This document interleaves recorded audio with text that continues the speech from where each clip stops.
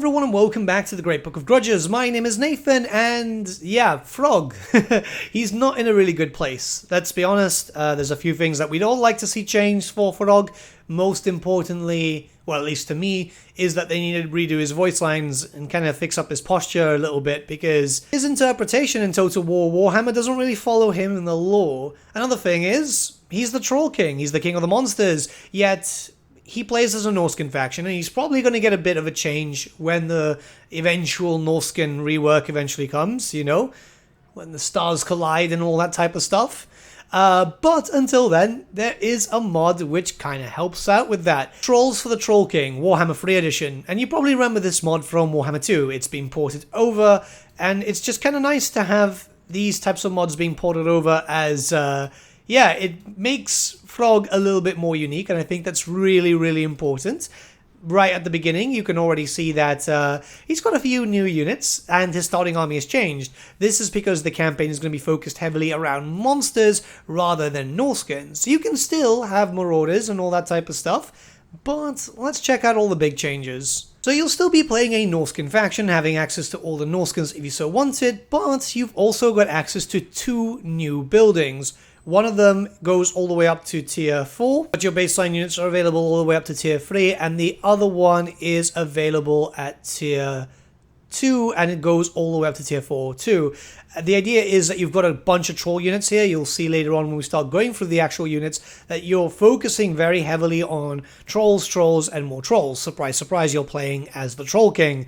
But I kind of like this, because this means that you've got 2 rosters to work with, and if you decide to confederate the other Norskins, you can still go with a Norscan army, or you can mix and match. You've got loads of options, but if you want to have like a lore-friendly thing, just go full monsters, mix up with the wolves, the skin wolves, the Famir, and you've already got a decent amount of a roster. It's actually large enough for you to be able to have a little bit of fun through multiple types of loadouts, to be honest. Also, your basic provincial capitals will have access to a basic troll, and that means that you'll be able to start off with having some trolls being recruited into your armies. They're kind of expensive, but yeah, you know, they're trolls. They're quite heavy shock troops. It's not like you're basically running marauder versions, right? Throgg himself has some changes, and what you can see is he's got access to 2 different red skill lines. The smaller one will focus around your stuff up north, so your Famir, your skin wolves, all the different types of monsters that you're already used to, whereas the larger one, as you can see, is Leader of the Trolls, and this is because it's going to focus very heavily on buffing up your troll units.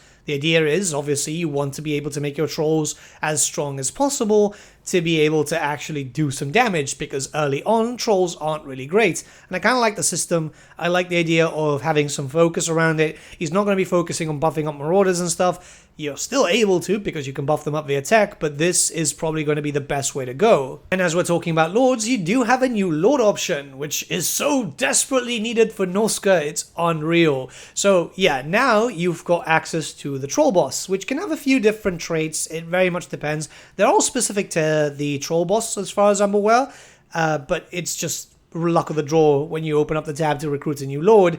But the troll boss himself is a melee-focused character, as can be expected. Pretty good stats all around. Very much depends on what you want to do, you know. It's pretty decent, I must say. I mean, it's not going to be something that you're going to expect it to be absolutely amazing, but you can boost up your trolls, you can make your trolls stronger in general. And the idea is that it's kind of self-serving, because a lot of the skills there focus on buffs directly to the boss, but drastically reducing the diplomatic relations with other factions. So there's like one for everything available.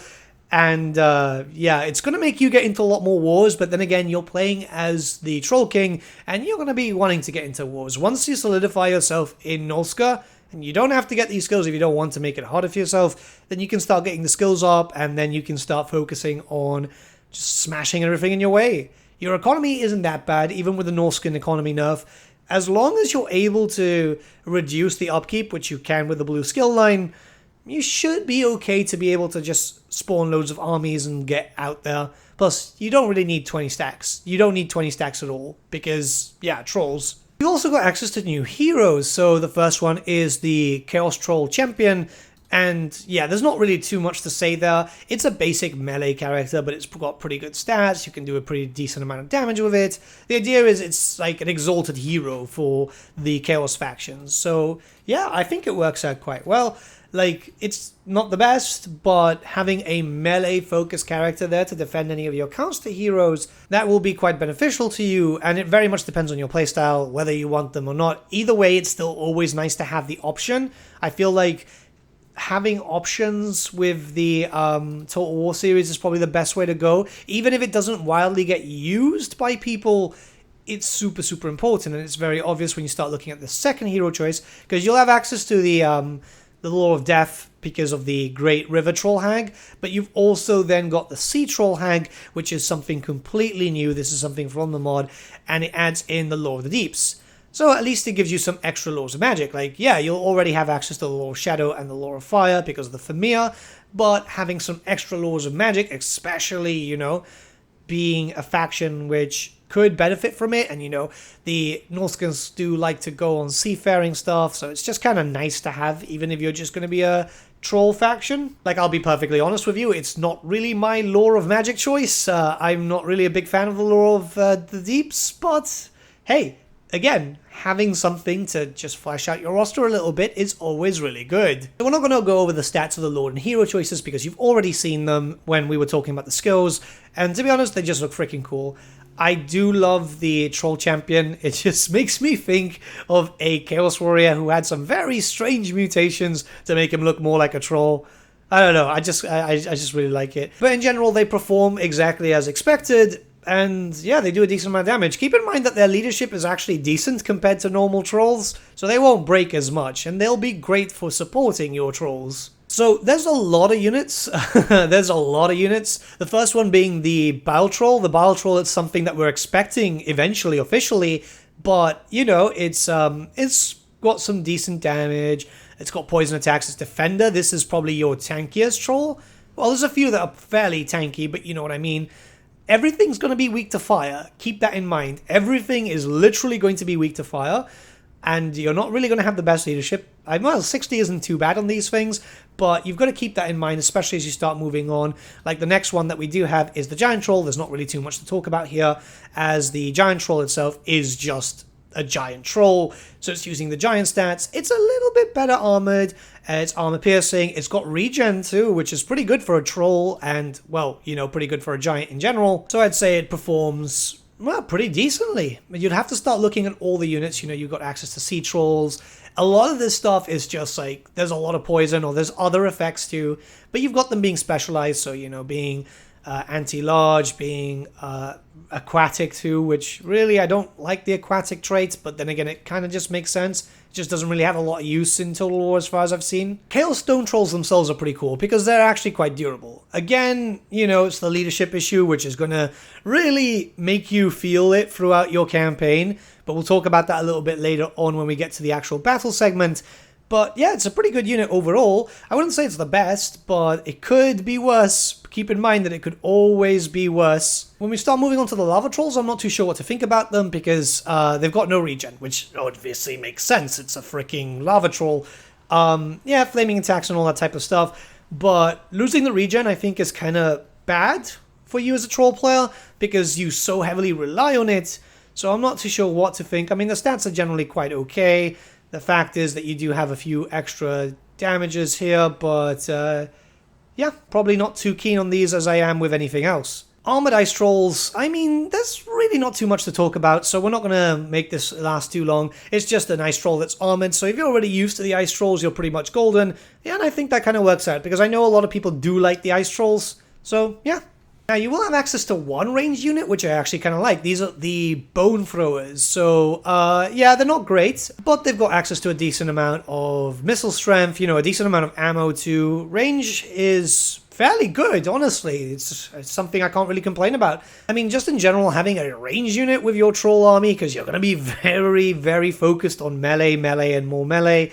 I really like this. It just adds in a little bit more flavor, and I think that it just kind of gives you a little bit more of a punch, right? Forest Trolls are pretty cool because they're a vanguard unit, so just having something that can get up front and personal with the enemy and give them a good snap, well, yeah, that just pretty much solves a bunch of issues. You know, they've got camouflage because they can stalk and stuff, and I think that works out quite well. A decently high missile resistance, I mean, yeah, everything is decent with them. Like, they're trolls, nothing too special, but they work together when you've got them mixed up, and I think that's the big thing here. Cavern Trolls are another unit that will bring you a bit of extra anti-large. You know, they've got poison attacks too, which is obviously quite useful. Keep in mind that a lot of these trolls are going to be doing exactly the same thing, but the case is variety, and yeah, if you're expecting a troll army to be very drastically different in terms of units, you're not really going to get that.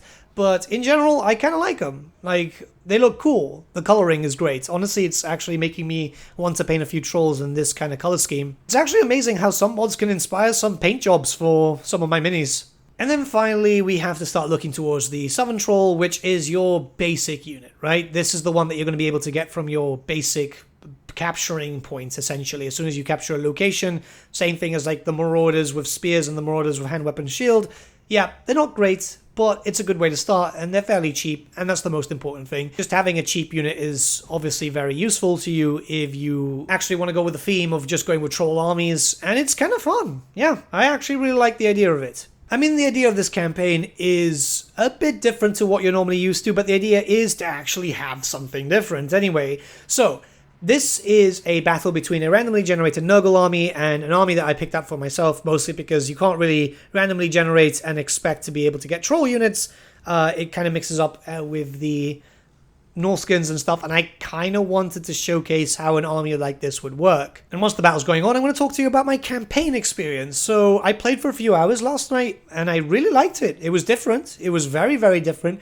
But it felt like Throgg was actually the Troll King, you know? Having access to loads of monsters and just mixing and matching with the skin wolves for Mir, getting some mammoths, also getting some frostworms, you know? But the idea is just so cool because it's different. It's definitely not an easy campaign, I'll tell you right out here, because your stuff is kind of expensive and Norskin economy isn't too good. But you're not going to be running 20 stacks, at least early on. You're going to be running 8 stacks, 9 stacks, stuff like that, like half armies. And that's perfectly fine for the beginning, I'd say, because, yeah, I mean, the trolls themselves are fairly strong. And once you start upgrading them with skill points and stuff, they're going to start becoming stronger powerhouses. They're going to start showing their worth a lot more. And I think that's the most important thing. You can actually get something that's kind of themed. And I hope we get something like this when the Norskins actually get a rework, you know, knock on wood.